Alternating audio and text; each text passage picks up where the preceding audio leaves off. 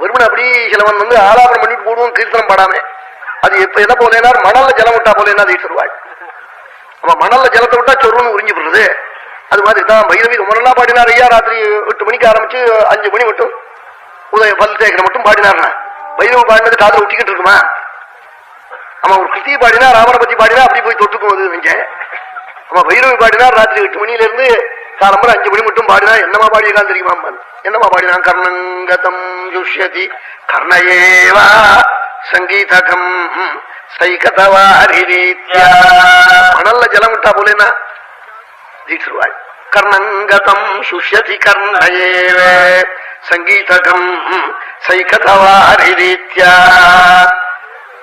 அது எது ஹிருதயத்தில் இருக்கிற தோஷத்தை போக்கி ஆனந்தத்தை கொடுக்கும்னா தருணு பிரவிஷ்ய சூக்தி கவேரேவ சுதாசகந்த. அப்படி உள்ள போய் நல்ல சப்தங்களை நல்ல கிருத்திகள்ல கொடுத்து ராகத்தை உபயோகப்படுத்தினார். ஏன்னா அது என்ன பண்ணும்னா அப்படி ஹிருதயத்துல போய் தொட்டு அந்தரனு பிரவிஷ்ய சூக்தி கவேரேவ சுதாசகந்த. அமிர்தத்துக்கு சமானமா மகான்களுடைய வாக்குல இருந்து வர சொற்கள். அவன் அமிர்தம் சாப்பிட்டா முர்த்தியை போக்கி பாருங்க. மகான்களுடைய பேச்சை காட்டா எம பயம் கூட போடுமா.